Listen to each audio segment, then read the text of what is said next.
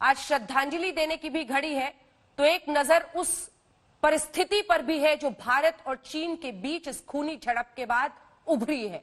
इन सब पर आपका एनालिसिस क्या दिखता है, आगे का रास्ता आपको? अंजना जी, सबसे पहले तो हमारे बहुत बहादुर और दलेर शहीदों को हमने अपना श्रद्धांजलि पेश करना है और अपना सलाम देना है फौजी स्टाइल में।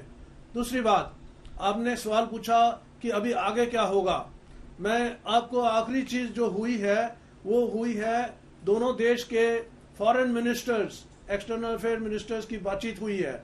उसमें क्या हुआ है उसकी स्टेटमेंट अभी तक नहीं आई, लेकिन मुझे उम्मीद है कि उन्होंने ये सलाह की होगी कि जो हुआ है ये ठीक नहीं है और हमें ऐसी चीज नहीं रिपीट करनी चाहिए या उसके लिए हालात पैदा नहीं करवाने चाहिए। दूसरी बात, उन्होंने कहा कि हम शांतिपूर्वक और डायलॉग के साथ इसका हल ढूंढेंगे और मैं समझता हूं कि ये दोनों देश कोशिश करेंगे। जो फौज का ताल्लुक है जहां तक, वहां पर मैं कहना चाहता हूं कि सबसे पहली बात तो सैटेलाइट पिक्चर्स आजकल सब कुछ दिखा देती हैं, दर्शा देती हैं। इससे क्लियर है कि जहां तक चाइना का फौज का असला है, उनके गाड़ियां हैं, उनके पर्सनल कैरियर हैं, उनके टेंट हैं, उनसे पता लगता है कि चीन बहुत ज्यादा तादाद में यहां आया। उनकी इंटेंशन थी, उनका इरादा था कि अगर हिंदुस्तानी उनको मुकाबला नहीं करेंगे तो वो आगे बढ़ते जाएंगे और यहाँ जो कि श्योक नदी है वहां तक पहुंच जाएंगे और जो ये सड़क हम बना रहे हैं तकरीबन बन चुकी है, उसके ऊपर उनकी डोमिनेशन हो जाएगी या उस पर उनका प्रभाव होगा और उसे हमें इस्तेमाल करते समय दिक्कत होगी।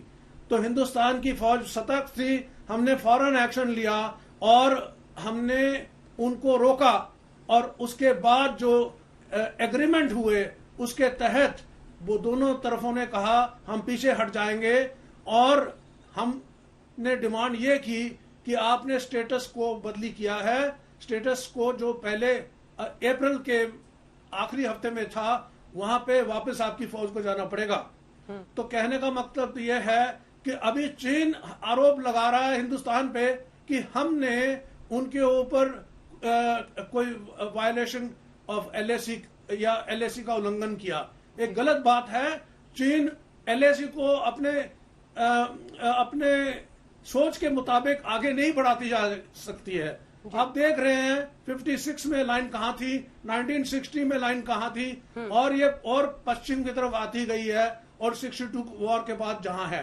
अब ये जगह पता है, ये line of actual control Galwan की वैली में तो सबको पता था, दोनों तरफों को पता था। वहां से जब आगे आए हैं उनको पता है कि वो गलत कर रहे हैं कार्रवाई, और इसलिए हमने जब रोका तो उन्होंने फिर मीटिंग के दौरान मान लिया कि अच्छा ठीक है हम वापस जाएंगे।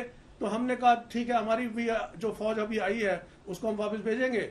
लेकिन कहने का मतलब यह है कि रात को वापस जाते समय उन्होंने अपना रुख मोड़ लिया और धोखेबाजी करने की कोशिश की और अपना एक कोई पोस्ट वहां पे बनाने की कोशिश की, तार लगा के, वायर लगा के, जो भी है। और हमारी फौज वो उसको देख रही थी तो उनको उन्होंने कहा कि ये गलत कर रहे हो आप, और उससे झड़प शुरू हुई। इसमें भी चीन हमारे ऊपर आरोप लगा रहा है। ये तो चोर जो है कोतवाल को डांटने वाली बात है। तो चीन भाई कई बार ऐसा कर चुका है पहले भी, तो इसलिए कोई मैं इससे सरप्राइज नहीं हुआ हूं। जी, शाहनवाज हुसैन साहब, क्या काट है आपके पास इस बात की? प्रधानमंत्री ने कहा है कि बलिदान व्यर्थ नहीं जाएगा, लेकिन दो बातें जो मैं आपको बताना चाहती हूं। आज चीन के एक्सटर्नल अफेयर्स मिनिस्ट्री की तरफ से औपचारिक रूप से बयान दिया गया, जिसकी बाइट भी है, जिसमें वो खुलकर कह रहे हैं कि गलवान घाटी हमारा है। दूसरी तरफ लगातार उनका जो रुख रहा है पूरे मामले में और जिस तरह से उन्होंने हमारे सैनिकों के साथ किया है, वो साफ बता रहा है कि उनकी मंशा क्या है। अब आप बताइए कि आपकी मंशा क्या है? देखिए, हमारी मंशा, इस देश की मंशा, इस देश की एक एक इंच जमीन की हिफाजत की है। और मैं आपको कह दूं कि मैं आज तक का इंडिया टुडे ग्रुप का शुक्रगुजार हूं। देश को शुक्रगुजार होना चाहिए कि आपने जिस तरह मैप के जरिए समझाने का काम किया वो बहुत सही संदेश देश में गया है। आपने पूरी गलवान वैली के बारे में और अन्य इलाके के बारे में पूरी मैपिंग से जो समझाया है, मैं आपसे कह सकता हूं कि आज के दिन हमारे जो शहीद जवान जिन्होंने अपनी प्राण की आहुति दी, जिन्होंने शहादत का जाम पिया, उनको पूरा देश सैल्यूट कर रहा है। पूरा देश उनके सम्मान में आज खड़ा है, क्योंकि उन्होंने अपने इस भारत माता की रक्षा के लिए मारते मारते अपनी जान दे दी है। उन्होंने चाइनीज आर्मी जो पीएलए के लोगों ने जिस तरह की वहां पर हरकत की, हमारे जवान ने जो शहादत दी है, देश के प्रधानमंत्री ने कहा है वो व्यर्थ नहीं जाएगा। हमने उस इलाके में अपनी जमीन की हिफाजत की है और हमारे जवानों ने जो शहादत दी, प्रधानमंत्री जी के शब्दों में, वो व्यर्थ नहीं जाएगा। हम अपनी जमीन की रक्षा करने में सक्षम हैं और उसको करेंगे। प्रधानमंत्री जी ने आज उस पर स्टेटमेंट किया है और सर्वदलीय बैठक भी बुलाई है, क्योंकि व्यक्ति से बड़ा दल और दल से बड़ा देश होता है। अब पूरा देश इस पर एकजुट है। शहीदों की शहादत पर आज पूरे देश को गर्व है कि उन्होंने चाइना को उसी की भाषा में जवाब दिया और जितनी संख्या में हमारे सैनिक हताहत हुए, उससे बड़ी संख्या में उन्होंने अपनी प्राण की आहुति देकर भी चाइना को करारा जवाब दिया है। विदेश मंत्री के स्तर पर आज बातचीत हुई है दोनों विदेश मंत्री की, प्रधानमंत्री जी का स्टेटमेंट आया है। हम सर्वदलीय बैठक भी करेंगे, जो अन्य दल के लोग हैं उनको भी सारी स्थिति से अवगत कराएंगे। इस मुद्दे पर देश के जनता के जो मन में है, उसमें उसके मन मुताबिक सरकार निर्णय कर रही है।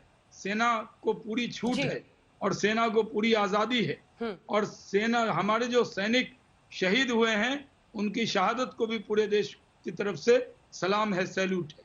नमस्कार, मैं हूं अंजना ओम कश्यप। हमें उम्मीद है ये वीडियो आपको पसंद आया होगा।